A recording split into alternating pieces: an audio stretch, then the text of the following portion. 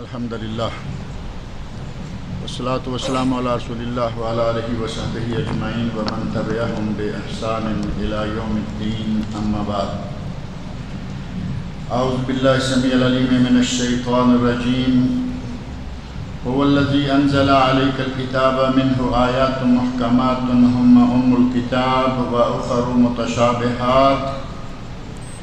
فأما الذين في قلوبهم زيغ فيتبعون ما تشابه منه ابتغاء الفتنة وابتغاء تأويله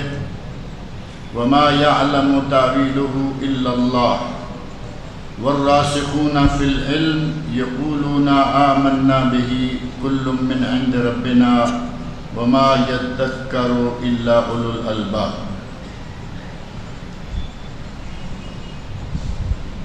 آج جو موضوع اللؤلؤ والمرجان میں شروع ہے وہ ہے کتاب العلم۔ جیسا کہ پچھلے درس کے آخر میں نے عرض کیا تھا، علم کے بارے میں، علم کا مقام کیا ہے، علم کی اہمیت کیا ہے، علم کیا سیکھنا چاہیے۔ تو اس سلسلہ میں سب سے پہلی حدیث ام المومنین حضرت عائشہ صدیقہ رضی اللہ عنہا سے مروی ہے، کہتی ہیں تلا رسول اللہ صلی اللہ علیہ وسلم ہذہ الآیہ، نبی اکرم صلی اللہ علیہ وسلم نے اس آیت کی تلاوت فرمائی۔ اور آگے وہی آیت ہے جو میں نے قرآن کریم کی سورہ آل عمران آیت نمبر 7 آپ کے سامنے پڑھی ہے۔ کتاب میں چونکہ آیت پوری نہیں بلکہ تھوڑے سے کلمات شروع میں ہیں اور آخری کلمے ہیں، تو اس پوری آیت کا ترجمہ جو ہے وہ آپ کے گوشگزار ہے۔ ارشاد الہی ہے هو الذی انزل علیک الکتاب، اللہ وہ ذات ہے جس نے اے میرے نبی آپ پر کتاب نازل کی، قرآن کریم نازل فرمایا۔ منہ آیات محکمات، اس آیت کی کچھ آیات محکمات ہیں، ہن ام الکتاب، وہ کتاب کی اصل ہیں، وَأُخَرُ مُتَشَابِهَاتٌ، اور کچھ آیات ایسی ہیں جو کہ متشابہات ہیں۔ اور آیات متشابہات اور آیات محکمات، ان میں فرق کیا ہے؟ قرآن کریم تو سارا ہے، لیکن آیات محکمات سے مراد اہل علم نے لیا کہ وہ آیات جو ہمیں آسانی سے سمجھ آ جاتی ہیں، دوسرے وہ آیات کہ جن میں ہمارے لیے احکام ہیں، جیسے نماز کے احکام، روزے کے احکام، زکوٰۃ کے احکام ہمارے لیے بالکل واضح ہیں۔ اور آیات مشتبہات کیا ہیں؟ جن کا علم اللہ رب العزت نے اپنے پاس رکھا ہے، اور وہ جیسے کہ اسی سورہ آل عمران کے شروع میں بھی ہے الف لام میم، اور یہی سورہ بقرہ کے شروع میں بھی ہے، کہیں الف لام را ہے، کہیں کاف ہا یا عین صاد، 5 حروف ہیں، کہیں 3 کہیں 2۔ تو یہ جو آیات ہیں الف لام میم پوری آیت ہیں، آیت نمبر 1 سورہ آل عمران، اسی طرح الف لام میم آیت نمبر 1 سورہ بقرہ، ایسے ہی الف لام را، الف لام کاف ہا یا عین صاد۔ تو یہ پوری آیت ہے۔ یہ آیات ایسی ہیں جن کو آیات مشتبہات کہا گیا۔ ان آیات کا معنی کیا ہے، ان کا مفہوم کیا ہے، ہمیں معلوم نہیں۔ آج تک کسی عالم نے یہ نہیں کہا کہ یہی معنی ہے جو میں بیان کر رہا ہوں، بلکہ عموماً کہا جاتا ہے الف لام میم اللہ اعلم بمرادہ، اس سے مراد کیا ہے یہ اللہ ہی جانتا ہے۔ تو یہ ہیں آیات مشتبہات۔ البتہ بعض اہل علم نے کہا الف سے مراد اللہ، لام سے مراد جبریل، میم سے مراد محمد، تو وہ اپنے دماغی اندازے ہیں، تخمینے ہیں، یہ قرآن کریم کے مفہوم کا ترجمہ نہیں ہے۔ کیونکہ الف سے اللہ، کیونکہ پہلے اللہ کا الف ہے، لام سے جبریل، تو جبریل کے آخر میں لام ہے، کہیں سے اول کہیں سے آخر جوڑ توڑ کے معنی بیان کرنا۔ البتہ علامہ محمد بن صالح العثیمین رحمۃ اللہ علیہ، جو کہ علامہ قسیم، علامہ سعودی عرب، علامہ عرب، بلکہ علامہ عالم اسلام کے بہت بڑے مفتی اور عالم گزرے ہیں، انہوں نے کہا ہے کہ قرآن کریم میں جہاں بھی کہیں الف لام میم، الف لام را، کاف ہا یا عین صاد، جہاں بھی یہ حروف آئے ہیں، حروف مقطعات، ان حروف کے آگے ہمیشہ ہر صورت میں اگلی آیت میں اللہ نے قرآن کا ذکر کیا ہے۔ اب یہاں بھی دیکھیں الف لام میم اللہ لا الہ الا هو الحی القیوم نزل علیک الکتاب بالحق۔ الف لام میم، اللہ کے سوا کوئی معبود برحق نہیں، وہ حی و قیوم ہے اور وہی ذات ہے جس نے آپ پر حق کے ساتھ کتاب نازل کی۔ وہ کہتے ہیں کہ جہاں بھی الف لام میم وغیرہ حروف مقطعات آئیں گے ساتھ ہی آگے کتاب کا ذکر آئے گا، تو اندازہ کیا جا سکتا ہے کہ اللہ رب العزت نے عربوں کو چیلنج کیا کہ یہ الف لام میم الف با تا سا حروف تو وہی ہیں جو تم بھی استعمال کرتے ہو، اور وہی حروف میں نے استعمال کیے ہیں اپنی کتاب میں، اگر کسی میں جان ہے تو وہ میری کتاب کے مقابلے میں کتاب بنا کے لے آئے۔ 1400 برس گزر گئے ہیں، آج تک اس چیلنج کا کوئی جواب نہیں دے سکا، کوئی مقابلہ نہیں کر سکا۔ البتہ آپ نے سنا ہوگا کہ پچھلے دنوں یہودیوں نے ایک سازش کی اور الفرقان کے نام سے کتاب چھاپی، کہا کہ یہ ہمارا قرآن ہے۔ اب ہمارا قرآن جو اللہ نے نازل کیا ہے اس کے مقابلے میں الفرقان کی کیا حیثیت ہے؟ جو لوگ عربی جاننے والے ہیں وہ بخوبی سمجھ سکتے ہیں کہ ایسے انہوں نے اپنا مغز ماری کی ہوئی ہے، ورنہ قرآن کریم سے وہ لاکھوں میل دور کتاب ہے۔ اور یہ تو آج کی بات ہے، یہودی عیسائی کافر ہیں۔ مسیلمہ کذاب جو نبی بننے کا دعویٰ کر بیٹھا تھا وہ عربی تھا اور بنی حنیفہ قبیلے کا آدمی تھا اور نبی صلی اللہ علیہ وسلم کا عہد مبارک تھا۔ اس زمانے میں اس نے دعویٰ کر دیا تھا، جسے وحشی نے قتل کیا تھا، جس نے حضرت امیر حمزہ رضی اللہ عنہ کو شہید کیا، بعد میں مسلمان ہو گیا، اور اس اللہ کے دشمن کو بھی اسی نے قتل کیا۔ اس کا واقعہ الگ سے ایک طویل واقعہ موجود ہے۔ تو اس نے بھی کہا تھا کہ مجھ پر وحی آتی ہے، رات کو آتی ہے، اندھیرے میں آتی ہے۔ یہ کالے کرتوتوں والے صاحبوں کے کام کالے ہی ہوتے ہیں عموماً، کپڑے کالے، دل کالے، منہ کالے، اور انشاءاللہ نامہ اعمال بھی ان کا کالا ہی ہوگا۔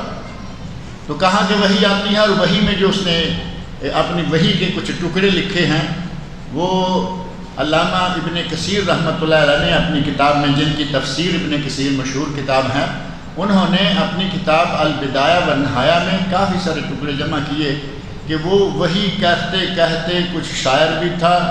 اتنے گھٹیا درجے پر اتر آیا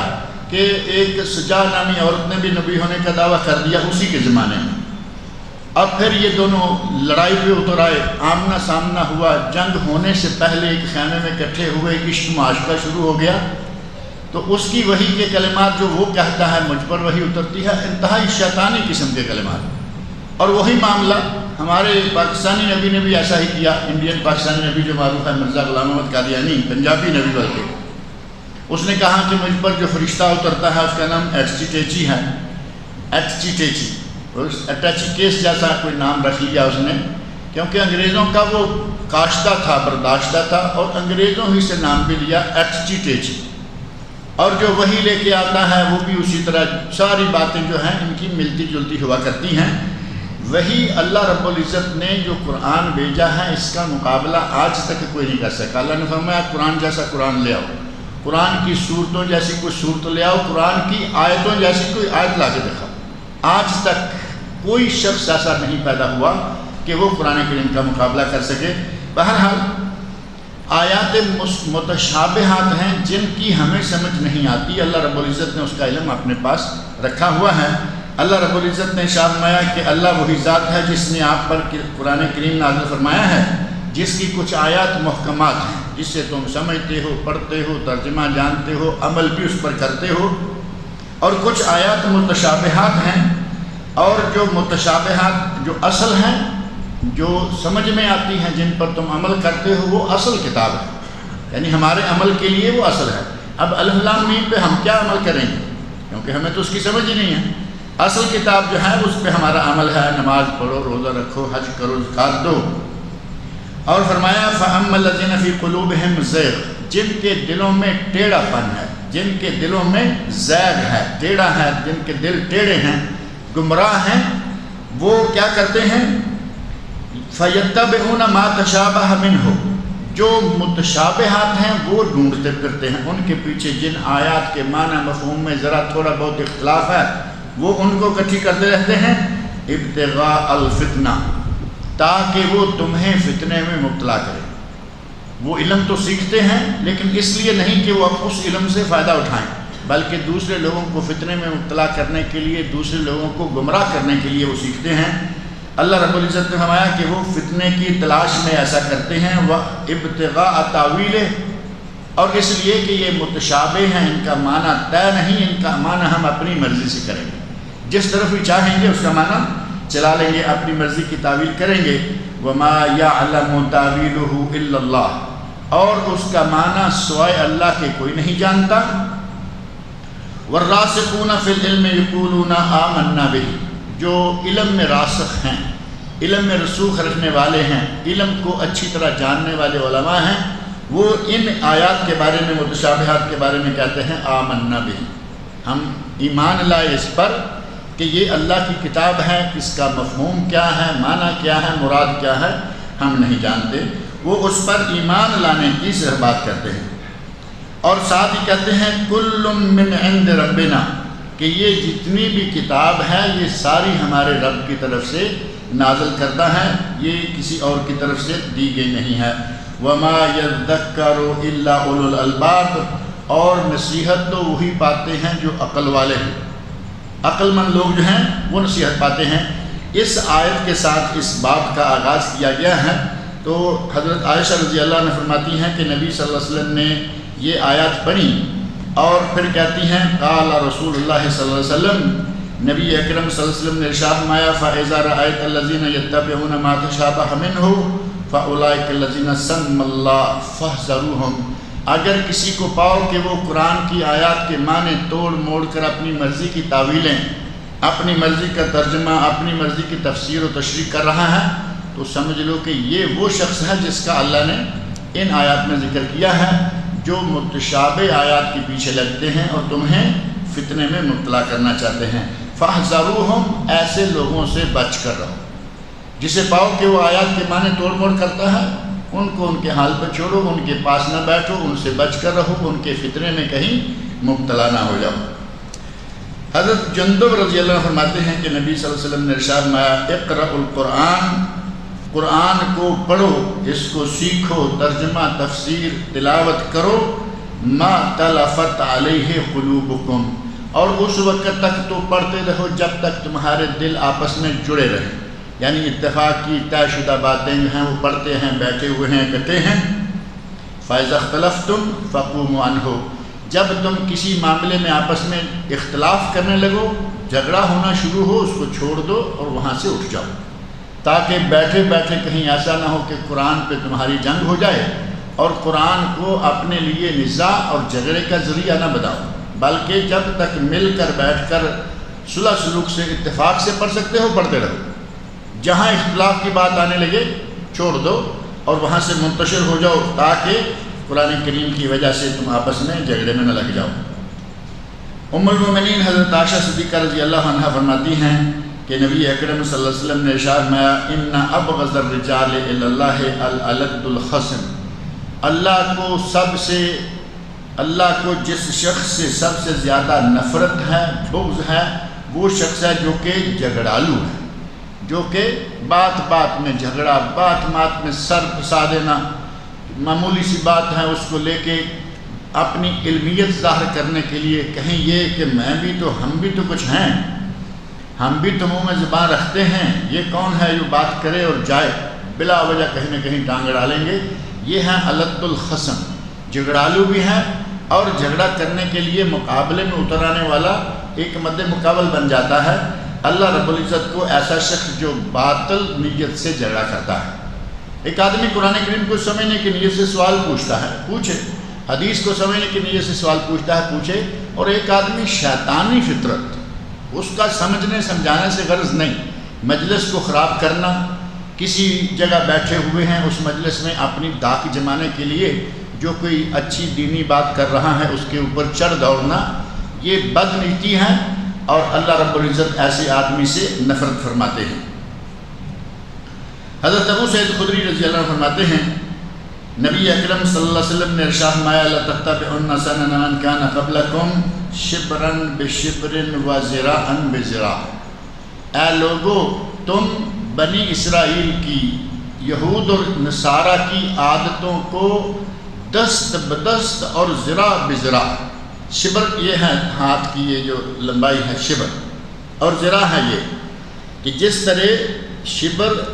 دائیں اور بائیں تقریباً برابر ہوتی ہیں، ہاتھ دائیں اور بائیں تقریباً اندر طاقت الگ الگ ہے، دائیں میں طاقت زیادہ ہے بائیں میں کم ہے، لیکن یہ دیکھنے میں بالکل ایک جیسے، ان میں دیکھنے میں چھوٹا بڑا بھی کوئی نہیں ہوتا عموماً۔ تو نبی صلی اللہ علیہ وسلم نے ارشاد فرمایا لَتَتَّبِعُنَّ، تم یقیناً پیروی کرو گے، یقیناً پیچھے جاؤ گے، سَنَنَ مَنْ كَانَ قَبْلَكُمْ، ان لوگوں کی کارروائیوں، ان لوگوں کے کرتوتوں کے جو کہ تم سے پہلے گزر گئے ہیں، شبراً بشبر، دست بدست، وذراعاً بذراع، اور ہاتھ بہاتھ، حتیٰ لو دخلوا جحر دب تبعتموہم، اگر ان میں سے کوئی کسی گوہ کی بل میں گھسا ہے، گوہ یا سانڈا معروف ہے چھوٹا سا جانور جو زمین پہ رینگتا ہے، ان میں سے پہلے لوگوں میں سے اگر کوئی کسی گوہ کی بل میں گھسا ہے تو تم بھی ضرور اس بل میں گھسو گے، یعنی جو کچھ وہ کرتے رہے ہیں تم بھی وہ سارا کچھ کرو گے۔ قلنا، حضرت ابو سعید خدری رضی اللہ عنہ فرماتے ہیں کہ ہم نے عرض کیا اے اللہ کے رسول، الیہود والنصارہ، کیا آپ کی مراد یہود و نصارہ سے ہے؟ تو آپ نے فرمایا فمن، اور کون ہے؟ تم سے پہلے یہود و نصارہ ہی تو گزرے ہیں، تم یہود و نصارہ کی عادتوں کو پاؤ گے، یہود و نصارہ کی عادتوں پہ چلو گے، ان کی پیروی کرو گے قدم قدم، ہر موقع پر، ہر جگہ۔ فرمایا حتیٰ کہ ان میں سے کوئی بل میں داخل ہوا ہے تو تم بھی بل میں داخل ہوگے۔ اور وہ چیزیں آج ہم دیکھ رہے ہیں، بہت زیادہ تفصیلات میں جانے کی بجائے موٹی سی بات، قرآن کریم میں ہماری امت اسلامیہ کے لوگوں نے تحریف کی، یہودیوں نے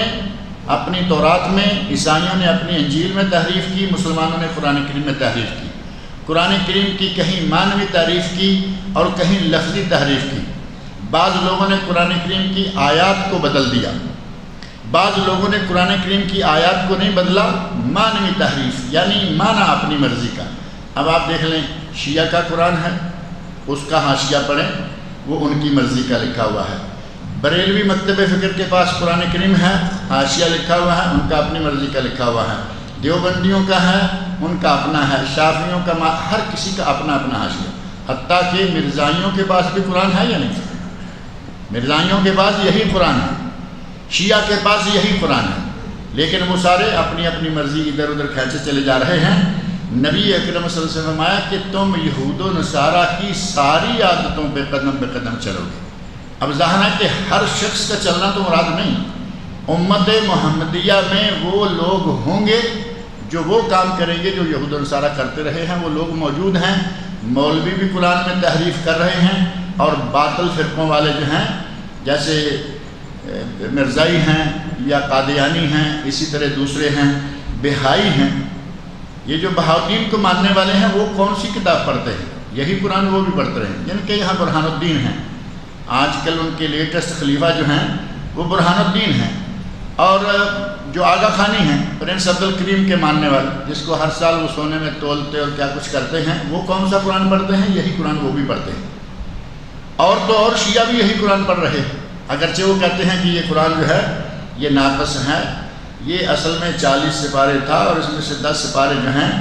وہ حضرت عائشہ رضی اللہ عنہا کی بکری کھا گئی۔ کہتے ہیں 10 سپارے حضرت عائشہ کی بکری کھا گئی تھی، اصل میں یہ 40 سپارے تھا۔ اور پوچھو کہ وہ 10 سپارے جو بکری نے کھائے ہیں وہ کیوں کھا گئی؟ تو کہتے ہیں کہ ان میں حضرت علی رضی اللہ عنہ کے فضائل تھے۔ اب کتنی پڑھی لکھی اور اسکالر قسم کی بکری ہے کہ ڈھونڈ کے وہ آیتیں کھائیں جن میں حضرت علی کا ذکر یا ان کی فضیلت آئی ہے۔ احمقانہ باتیں کر کر کے انہوں نے دین اپنے کو کھلونا بنایا ہوا ہے۔ نبی اکرم صلی اللہ علیہ وسلم فرماتے ہیں کہ ان میں سے اگر کوئی کسی دب یا گوہ یا سانڈے کی بل میں بھی داخل ہوا تو تم اس میں ضرور داخل ہوگے۔ حضرت انس بن مالک رضی اللہ عنہ بیان فرماتے ہیں کہ نبی اکرم صلی اللہ علیہ وسلم نے ارشاد فرمایا ان من اشراط الساعۃ ان یرفع العلم، قیامت کی نشانیوں میں سے ایک نشانی یہ ہے کہ علم اٹھا لیا جائے گا، علم جو ہے وہ اٹھا لیا جائے گا۔ وَيَثْبُتَ الْجَهْلُ، اور جہالت جو ہے وہ رہ جائے گی، جہالت جو ہے وہ جمی رہے گی۔ وَيُشْرَبُ الْخَمْرُ، اور شراب بکثرت پی جائے گی۔ وَيَظْهَرُ الزِّنَا، اور زنا عام ہو جائے گا۔ اور یہ ساری چیزیں آج آپ دیکھتے ہیں کہ زنا کاری بدماشی عام ہے، شراب نوشی نشہ بازی بہت عام ہے، ایسے ہی جہالت عام ہے، جہالت عام ہو رہی ہے، اور شرعی علم کم ہو رہا ہے، شرعی علم کم ہوتا جا رہا ہے۔ حضرت ابو موسیٰ اشعری رضی اللہ عنہ بیان فرماتے ہیں کہ نبی اکرم صلی اللہ علیہ وسلم نے ارشاد فرمایا ان بین یدی الساعۃ ایام، قیامت سے پہلے کچھ دن ایسے آئیں گے یرفع فیہا العلم، اس میں علم اٹھا لیا جائے گا، وینزل فیہا الجہل، اور جہالت جو ہے وہ نازل ہو جائے گی، یعنی لوگوں میں جہالت چھا جائے گی، شرعی علم جو ہے وہ ختم ہو جائے گا۔ علم اٹھا لیا جائے کا معنی یہ نہیں ہے کہ علم سارے کا سارا، سائنس موجود ہے، ایگریکلچر کی معلومات موجود ہیں، انجینئرنگ موجود ہے، ہر طرح کے فن موجود ہیں، لیکن شرعی علم کم کر دیا جائے گا اور جہالت عام کر دی جائے گی۔ اور فرمایا وَيَكْثُرُ فِيهِ الْحَرْجُ، اور اس میں حرج عام ہو جائے گا۔ اور نبی اکرم صلی اللہ علیہ وسلم نے اپنے ارشاد میں ہی بتا دیا وَالْحَرْجُ الْقَتْلُ، حرج سے مراد ہے قتل، یعنی قتل و غارت عام ہو جائے گی، قتل عام ہو جائے گا۔ آج ہم دیکھتے ہیں وہاں سے قتل کی خبر، وہاں سے، اس گلی سے، اس بازار سے۔ ہمارے پاک و ہند میں تو قتل ایک عام سی چیز ہوگی، جیسے کوئی بکری مار دیتا ہے، کوئی کتا مار دیتا ہے، ایسے انسان کو مار دیتے ہیں۔ جاتے جاتے گھر سے آدمی نکلتا ہے، بازار جا رہا ہوں سبزی لینے کے لیے، سبزی کہاں، بیچارہ خود گاجر مولی کی طرح کٹ جاتا ہے۔ ہمارے ملکوں میں یہ اتنا عام ہوتا جا رہا ہے کہ کسی کو پتہ نہیں ہوتا کہ میں جا رہا ہوں واپس بھی آؤں گا یا نہیں۔ پہلے ہمارے اپنے بچپن میں ایک بات سنا کرتے تھے کہ کہیں قتل ہو، آندھی آ جاتی ان دنوں میں، تو جدھر سے آندھی آتی نا وہ سرخ، بعض دفعہ ہوتا کہ آندھی بڑی سرخ ہوتی، شہروں میں تو آندھی کے آنے کا پتہ ہی نہیں چلتا نا کہ آندھی کب آئی اور کب گزر گئی، دیہات میں پتہ چلتا ہے کہ وہ آندھی آئی، مشرق سے آئی، مغرب سے آئی، جنوب سے آئی، شمال سے آئی، جدھر سے آندھی آئی ادھر سے بہت سارا حصہ آسمان کا جو ہے وہ 1/3 حصہ تقریباً سرخ لال ہے۔ لوگ کہا کرتے تھے کہ کہیں قتل ہوا ہے، کہیں قتل ہوا ہے، آندھی دیکھو آسمان کا رنگ لال ہو گیا، یعنی قتل شاد و نادر ہوا کرتے تھے۔ لیکن اب قتل عام ہو گیا ہے، اب اگر اس طرح آسمان لال ہونا شروع ہو تو پھر ہر وقت لال ہی رہا کرے، روشنی کہاں جائے۔ نبی اکرم صلی اللہ علیہ وسلم کا ارشاد 100% برحق ہے کہ قیامت کے قریب قتل جو ہے وہ عام ہو جائے گا۔ حضرت ابو ہریرہ رضی اللہ عنہ بیان فرماتے ہیں کہ نبی صلی اللہ علیہ وسلم نے ارشاد فرمایا یتقارب الزمان، زمانہ بہت قریب ہو جائے گا۔ زمانہ بہت قریب ہو جائے گا کا معنی کیا ہے کہ وہ سفر جو آج ہم مہینوں میں طے کرتے ہیں اس وقت جا کے آہستہ آہستہ گھنٹوں میں یا دنوں میں طے ہونا شروع ہو جائے گا۔ نبی اکرم صلی اللہ علیہ وسلم مدینہ منورہ سے نکلے حج کرنے کے لیے تو مکہ مکرمہ پہنچتے پہنچتے ہفتہ لگ گیا، اور آج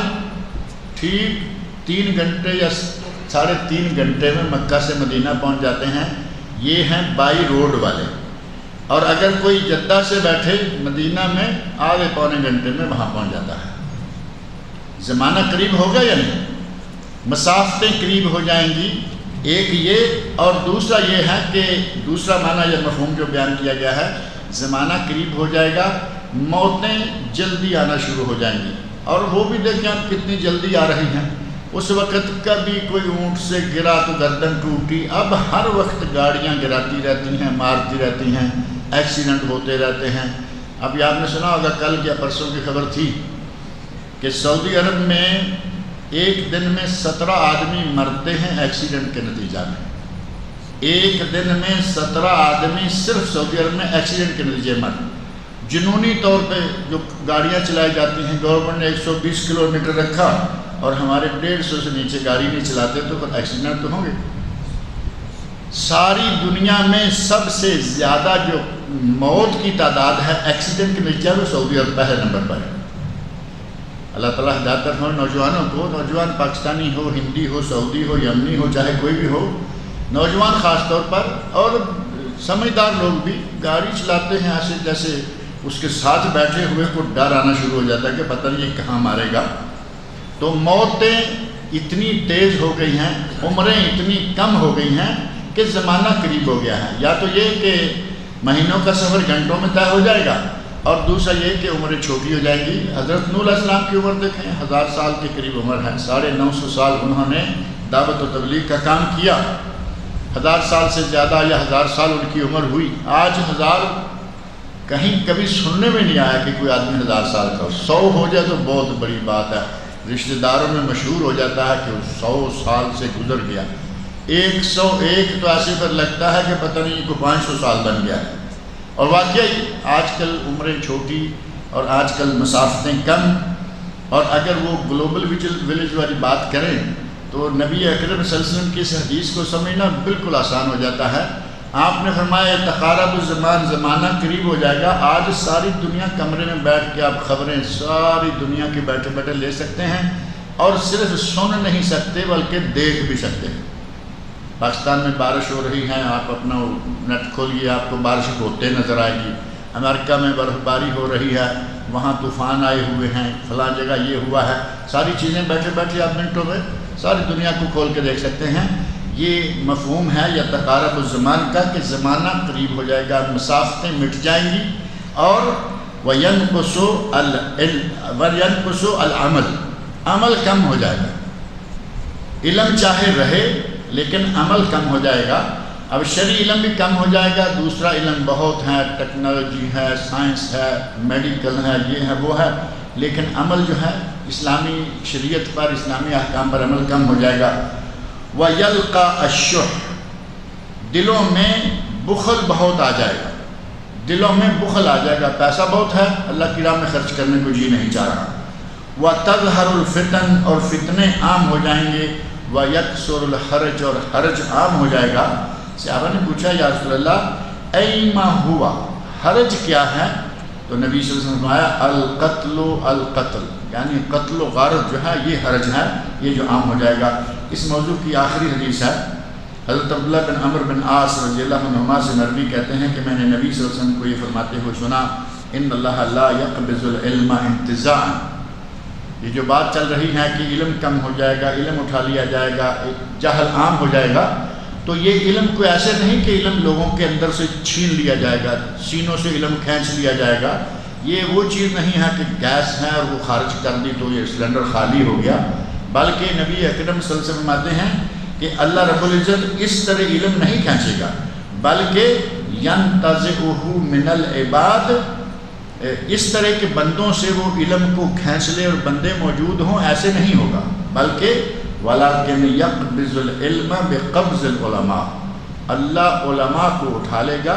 علم تو آٹومیٹک اٹھ جائے گا۔ اب علماء نہیں رہیں گے تو علم کہاں رہے گا؟ علماء کے ساتھ علم بھی گیا۔ یہ نہیں ہوگا کہ علماء رہیں اور ان کے دلوں سے یا ان کے سینوں سے علم چھین لیا جائے، بلکہ علماء کو ہی اٹھا لیا جائے گا۔ حَتَّى إِذَا لَمْ يُبْقِ عَالِمًا، یہاں تک کہ جب کوئی عالم نہیں رہے گا، کوئی عالم نہیں چھوڑا جائے گا، اتخذ الناس رؤساء جہالا، تو لوگ جاہلوں کو اپنا رئیس بنا لیں گے۔ اور پھر اندھوں میں کانا راجا والی بات ہی ہوگی نا، مشہور مثال ہے، اندھوں میں کانا راجا، جب عالم کوئی نہیں ہے تو جو بھی الف لام میم کہہ سکتا ہے اسے ہی اپنا مفتی، اسے ہی اپنا عالم، اسے ہی اپنا سارا کچھ مان لیا کریں گے۔ فَسُئِلُوا، ان سے سوال کیا جائے گا، فَأَفْتَوْا، تو وہ فتویٰ دیں گے، خود جانتے کچھ نہیں دین کیا ہے، شریعت کیا ہے، لیکن جب لوگ ان سے پوچھیں گے تو وہ لوگوں کو فتوے دیا کریں گے، بغیر علم، بغیر علم کے فتوے دیں گے، ان کو نہیں معلوم کہ اللہ کا حکم کیا ہے، رسول اللہ کا حکم کیا ہے، ایسے ہی فتوے جھاڑتے چلے جائیں گے۔ فضلوا، خود بھی گمراہ ہوں گے، وَأَضَلُّوا، اور لوگوں کو بھی وہ گمراہ کریں گے۔ اللہ رب العزت مجھے اور آپ سب لوگوں کو قرآن کریم اور حدیث رسول کا علم حاصل کرنے کی توفیق عطا فرمائے۔ اللہ رب العزت جہالت کے شر سے ہم سب کو محفوظ فرمائے اور کتاب و سنت پر عمل کرنے کی توفیق عطا فرمائے۔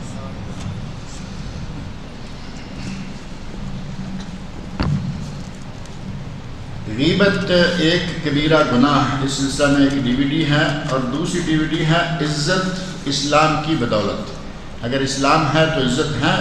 اور اگر اسلام نہیں ہے تو عزت بھی نہیں ہے۔ یہ دو ڈی وی ڈیز ہیں، اخوان کے پاس ریکارڈ جن کو چاہیے۔ آج ابھی سوال تو لگتا ہے باقی ہے، لیکن لوگ باہر کے دروازے پہ نظر آ رہے ہیں، آج لائٹ جلتی ہے، سوال ہی آ رہے ہیں، بندے جا رہے ہیں، سوال آ رہے ہیں، تو کیا خیال ہے کر لیں ان کو؟ پچھلے ہفتہ تقدیر کے موضوع پر بات ہوئی تھی، آپ نے عرض فرمایا تھا کہ ایسا کوئی انسان نہیں جس کے بارے میں یہ پہلے سے نہ لکھا ہوا ہو کہ اس نے جنت میں جانا ہے یا دوزخ میں۔ جن کے بارے میں یہ لکھا ہوتا ہے کہ وہ جنت میں جائیں گے ان کے لیے نیک اعمال آسان، اور ان کے لیے یہ لکھا ہو کہ انہوں نے دوزخ میں جانا ہے ان کے لیے شر آسان بنا دیا جاتا ہے۔ کہتے ہیں کہ وضاحت فرمائیے، اگر ہمارے پیدا ہونے سے پہلے یہ لکھا جا چکا ہے کہ ہم نے جنت میں جانا ہے یا دوزخ میں، تو ہمارے اپنے عمل اور چناؤ کا کیا عمل دخل ہے؟ اللہ ہماری تقدیر کا فیصلہ پہلے ہی کر چکا ہے، یہ کسی حد تک ہماری تقدیر کسی حد تک ہماری تقدیر ہمارے اپنے ہاتھ میں ہے۔ یہ میں نے اس وقت بھی بات عرض کی تھی اور پھر عرض کیے دیتا ہوں کہ تقدیر لکھی ہوئی ہے اور وہ اللہ کے علم میں ہے، میرے آپ کے علم میں نہیں ہے۔ ہمیں کہا گیا کہ نیک عمل کرو، اور نبی اکرم صلی اللہ علیہ وسلم کا ارشاد ہے کہ جو آدمی جنت کے لیے بنائے گئے ہیں اللہ ان کے لیے نیکی کے راستے آسان کر دیتا ہے، وہ ان پہ چڑھ جاتے ہیں، چلنا شروع ہو جاتے ہیں۔ جن کو اللہ نے جہنم کے لیے بنایا ہے وہ کوئی ہندو ہے، کوئی سکھ ہے، کوئی بدھسٹ ہے، کوئی کچھ ہے، اور مسلمان ہے تو بدترین مسلمانوں میں سے ہے۔ یہ اللہ رب العزت کی اپنے علم کی حد تک ہے۔ ہمیں کیا کہا گیا کہ تم عمل کرو، نیکی کرو۔ اس کی مثال میں نے یہ دی تھی کہ اگر یہ کہیں کہ تمہارا جنتی یا دوزخی ہونا لکھا ہوا ہے اور ہم عمل چھوڑ کر بیٹھ جائیں یا کیا کریں، اللہ نے جس کو جس کام کے لیے بنایا ہے وہ کام بھی کرے گا، اس طرف اس کو ہدایت مل جائے گی۔ بے عین ہی جب ہم گناہ کرتے ہیں تو ہمارے بعض لوگ جو شاطر قسم کے ہیں گناہ کریں گے، ڈٹائی سے کہیں گے ہماری قسمت میں لکھا ہوا تھا، تمہیں کیا معلوم ہے لکھا ہوا تھا یہ؟ اور اگر تقدیر پر اتنا ہی مضبوط ایمان ہے تو پھر برائے مہربانی گھر میں بیٹھ کے دکھائیں، 1 مہینہ 2 مہینے، پتہ چلے کہ تمہاری قسمت میں رزق بھی لکھا ہوا تھا اور تم اپنے گھر میں بیٹھ کے انتظار جو کرتے ہو رزق کا کہ آئے گا، لکھا ہوا ہے، جو لکھا ہوا ہے وہ پہنچے گا گھر میں۔ تمہارے بینک میں دوسرے مہینے میں سیلری نہیں آئے گی، تمہارے ہوش ٹھکانے آ جائیں گے۔ جس طرح وہ ہم اپنی ہمت بھاگ دوڑ کرتے ہیں، اسٹرگل کرو، حرکت میں برکت ہے، ہمارے اتنے بہترین قاعدے وہاں کام کرتے ہیں، یہاں بھی حرکت میں برکت ہے، نیکی کرو گے جنت اللہ دے گا۔ ہمیں نہیں معلوم کہ ہم جنتی ہیں یا کون ہیں، کوشش یہ کرنی چاہیے کہ جنت کا راستہ اختیار کیا جائے۔ اگر کہیں کہ وہ تو لکھا ہوا ہے تو روٹی نہیں لکھی ہوئی، روٹی بھی لکھی ہوئی ہے کہ کس کو کتنی کہاں کیسے، وہ ساتھ دوسری حدیث آپ کے سامنے ہے کہ بچہ بھی ماں کے پیٹ میں ہوتا ہے، شقی ہوگا یا سعید ہوگا، کتنی لمبی عمر پائے گا، نیک عمل کرے گا برا عمل کرے گا، کتنا رزق دیا جائے گا، یہ چاروں چیزیں ماں کے پیٹ میں بچہ ہوتا ہے۔ جنتی جہنمی تو ہو گیا تو شقی سعید، اور وہاں چوتھی چیز کو ہم بالکل نظر انداز کر دیتے ہیں۔ روٹی لکھی ہوئی ہے، اس کے لیے بھاگتے پھرتے ہیں، اس کے لیے ہمیں اپنا ایمان بھی بیچنا پڑے تو بیچنے سے باز نہیں آتے، جب وہ بھی لکھی ہوئی ہے اس پہ بھی اترا۔ جس طرح روٹی کی تلاش میں ہم ہمت کرتے ہیں، حرکت کرتے ہیں، اسٹرگل کرتے ہیں، ایسے ہی جنت کی تلاش میں ہمارا فرض ہے کہ نیک کام کریں، اسٹرگل کریں، ہمت کریں، اسی میں کاروبار کریں۔ اور اس کو سمجھنا اسی لیے آسان بھی ہے۔ انسان کو اللہ نے اختیار دیا ہے، تلوار آپ کے ہاتھ میں پکڑا دی گئی، تلوار 2 کام کرتی ہے، مسلمان کو بھی قتل کرتی ہے اور کافر کو بھی۔ مارکیٹ میں قتل کر دیں گے اپنے کسی مسلمان کو، سیدھے جہنمی ہو جائیں گے، اور اسی تلوار کو محاذ جنگ پہ جا کے کافر کو قتل کرنے پہ لگائیں گے، مارے گئے تو شہید، بچ کے آگے تو غازی۔ تلوار تو وہی ہے، آپ بھی وہی ہیں۔ اگر غلط طریقے پر چلائیں گے پکڑے جائیں گے، اور صحیح طریقے پر چلائیں گے ثواب ہوگا۔ تقدیر یہی ہے، بس تھوڑا سا ہم جب اپنی طرف آتا ہے تو اس کو سمجھنے کے لیے تیار نہیں ہوتے۔ غلطی ہو گئی، گناہ ہو گیا، نیکی کی طرف طبیعت نہیں آ رہی تو کہاں کہ نہیں ہمارے یہ لکھا ہوا ہے۔ اللہ رب العزت سے پناہ مانگنی چاہیے کہ یا اللہ اعوذ باللہ لا حول ولا قوۃ الا باللہ بکثرت پڑھیں کہ یا اللہ جو شیطان کا غلبہ ہے ہمارے دماغ سے، اس کا سیطرہ یا اس کا تسلط ختم کر دے، تاکہ ہم نیکی کی راہ پر آسانی کے ساتھ چل سکیں، اور اسی میں ہماری بھلائی ہے۔ تقریباً 12 سال پہلے میں نے اپنی اکلوتی بیوی کو، اکلوتی بیٹی تو ہوا کرتی تھی یا بیٹا اکلوتا ہوتا تھا، تو بیوی بھی اکلوتیاں ہونا شروع ہو گئی ہیں۔ نہیں وہ ٹھیک ہے، اچھی اصطلاح ہے یہ اکلوتی بیوی، یعنی 4 والا تو کچھ نہیں کہہ سکتا اکلوتی ہے، اور 1 والے کی تو اکلوتی ہوتی ہے۔ بہرحال یہ صرف اولاد کے لیے لفظ استعمال ہوتا ہے، بیوی کے لیے نہیں ہوتا۔ کسی کے لیے 1 ہے تو 1 کہیں گے، اکلوتی نہیں۔ کسی نے اپنی کہتے ہیں کہ اکلوتی بیوی کو 1 مکان تحفتاً دیا، اس سے زیادہ کی رقم میرے اکاؤنٹ میں ہے، اس کی شرعی حیثیت کیا ہے؟ میرے بعد اس کی تقسیم، میرے 5 بچے ہیں، تمام شادی شدہ، 2 بیٹے 3 بیٹیاں۔ اس میں اگر کوئی اپنی بیوی کو اپنی کل جائیداد میں سے 8ویں حصے کے بقدر 8ویں حصے کی جو قیمت بنتی ہے، ٹوٹل پراپرٹی، پلاٹ ہیں، دکانیں ہیں، زمینیں ہیں، گھر ہیں، کیش کرنسی ہے، بیلنس ہیں، ان سب میں سے اگر کوئی 8واں حصہ جو بیوی کا بنتا ہے، بال بچے والی بیوی جو ہیں، جو اکلوتی ہیں، اس کا 8واں حصہ بنتا ہے، اس 8ویں حصے کے بقدر اگر مکان گفٹ کر دیا ہے کوئی حرج نہیں انشاءاللہ، اور اس وقت اسے کہنا چاہیے کہ یہ تیرا حصہ ہو گیا، اب باقی حصے کے لیے تم لالچ نہ کرنا، تیرا حصہ میں نے تمہیں دے دیا۔ اور اگر بچے نیک ہیں، وہ کہتے ہیں کہ اماں وہ آپ کو ابا نے گفٹ دیا تھا، ہم اپنے سارے حصے میں سے بھی آپ کا حصہ دیں گے، تو بچوں کی برخورداری ہے۔ لیکن اصلاً کچھ لوگ ایسا کرتے ہیں، یہاں تو انہوں نے مطلق میں لکھ دیا نا کہ میرے پاس اس مکان سے زیادہ، اس کا مطلب یہ ہوا کہ سارے بچوں کے مقابلے میں آدھا حصہ اگر بیوی لے جائے تو شرعی طور پر غلط ہے۔ بیوی کو ٹوٹل پراپرٹی میں سے، جائیداد میں سے، مال میں سے 8واں حصہ دیا گیا، وہ 12.5% بنتا ہے، 12.5% ہوگا نا، 8واں حصہ 12.5%۔ اور آپ کے بچے ہیں 2 بیٹے اور 3 بیٹیاں، 2 بیٹے ان کے 4 حصے، 3 بیٹیوں کے 3 حصے، 4 اور 3 7، اور 8واں حصہ بیوی کا آٹومیٹک سیدھا حساب بن رہا ہے کہ کل مال کے 8 حصے کیے جائیں گے، 1 بیوی کا، 2 بیٹوں کے، 1 بیٹی کا۔ اب اگر اسی مکان کی قیمت اور یہ سارا کچھ اسی حساب سے بیٹھ رہا ہے کوئی بات نہیں، اور بیوی کو نصیحت کر کے جائیے کہ بھائی تمہارا حصہ مکان ہے، اب باقی میں جھگڑا نہ کرنا۔ لیکن جیسا میں نے عرض کیا ہے، نیک بچے ہیں، وہ کہتے ہیں جی وہ ابا کی طرف سے گفٹ ہے، ہم ابا کی جائیداد میں آپ کو شریک کریں گے، آپ کا حصہ دیں گے، تو پھر وہ 8واں حصہ پھر سے لے سکتی ہے۔ آدھی جائیداد بیوی کے نام لگا دینا، کل 1 ہی مکان ہے وہ بھی بیوی کے نام لگا دینا، یہ اپنے آپ کو اللہ کے سامنے جواب دے بلکہ سرخرو سے دور کرنے والی بات ہے۔ نبی اکرم صلی اللہ علیہ وسلم نے ارشاد فرمایا ہے کہ اپنے وارثوں کو ایسا نہ چھوڑو کہ وہ سڑک پہ آ جائیں، اور یہ وارث تو سڑک پہ آ جائیں گے نا، 1 ہی مکان تھا وہ بیوی کے نام کر دیا، بچے مان لیا شادی ہونے کے بعد اپنی بیویوں کو لے کے ادھر ادھر ہو گئے ہیں، کرائے کے مکانوں میں رہ رہے ہیں، ماں کے ساتھ ساس بہو کی نہیں بنتی، جیسا کہ یہ معاملات ہمارے یہاں چل رہے ہیں۔ اب جب وہ بیوی اکیلی اس گھر کی مالک ہو جائے گی، شوہر جو ہے وہ فارغ ہو گئے، جن کی وجہ سے ان کا گھر میں آنا جانا بنا ہوا تھا، اب پیچھے جو بیوہ ہے وہ کہتی ہے کہ بس تم فارغ ہو، میرے گھر میں کوئی قدم بھی نہ رکھے،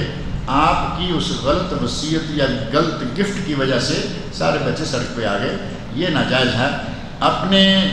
وارثوں کو جو ان کا حصہ بنتا ہے، پہلی بات یہ کہ زندہ ہوتے ہوئے وراثت تقسیم نہیں ہوتی، یہ تو ایک اندازہ ہے صرف کہ چلو گفٹ کے طور پر 8واں حصہ، کے بعد دفعہ ایسا ہوتا ہے اپنے بچوں سے خطرہ ہے کہ وہ شاید میری بیوی کو یا اپنی ماں کو بعد میں حصہ ہی نہ دیں گے اور پریشان کریں گے۔ اگر اولاد کی تربیت صحیح کی ہو کچھ بھی دینے کی ضرورت نہیں ہے، نیک اولاد اپنی ماں کی خدمت کرے گی، خیال رکھے گی، نہ صرف یہ مکان دے گی بلکہ ان کو اخراجات بھی مہیا کرے گی، خدمت بھی کرتی رہے گی۔ اور اگر اولاد اچھی نہیں، تربیت اچھی نہیں، کسی نے ڈرتے ہوئے یہ کام کر لیا تو 8ویں حصے سے زیادہ گفٹ دینا صحیح نہیں ہے، اور وصیت کرنا جائز ہی نہیں۔ اگر وصیت لکھ دے کہ میرے بعد میری بیوی جو ہے یہ مکان میں رہے گی، یہ وہ جائز نہیں ہے، کیونکہ نبی صلی اللہ علیہ وسلم کا ارشاد ہے لا وصیۃ لوارث، وارث کے لیے وصیت نہیں، ان کو 8واں حصہ ملنے والا ہے، بس وہ ان کا حصہ ہے، ان کے لیے وصیت کرنا جائز نہیں، بیٹے کے لیے وصیت جائز نہیں، بیٹی کے لیے وصیت جائز نہیں، ماں اور باپ کے لیے وصیت جائز نہیں۔ البتہ خالہ، پھوپھی، چچا، کوئی خالہ زاد بہن، کوئی غریب ہے، کسی کے لیے وصیت کر لیتے ہیں تو وہ کتنے مال کی ہوگی؟ کل مال میں سے 1/3، 1/3، 33.33، اس سے زیادہ کی وصیت بھی نہیں کر سکتے۔ یہ آپ لکھ سکتے ہیں کہ جی میرے مال کا 1/3 حصہ کچھ مدرسے میں، کچھ مسجد میں، کچھ غریبوں میں بانٹ دو، وہ غریب رشتہ دار ہیں تب، رشتہ دار نہیں ہے تب، لیکن 1/3 سے زیادہ وصیت نہیں کر سکتے، اور جو وارث ہے اس کے لیے وصیت نہیں کر سکتے، کیونکہ وارث کا تو حصہ طے ہے، بیٹا ہے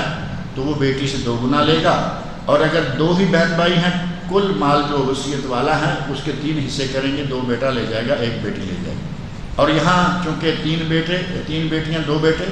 7 حصے بنتے ہیں، 8واں حصہ ان کی ماں کا ہے، تو یہ معاملہ بالکل سیدھا سیدھا صاف صاف ہے۔ غرض یہ کہ وصیت کرتے وقت خیال رکھنا چاہیے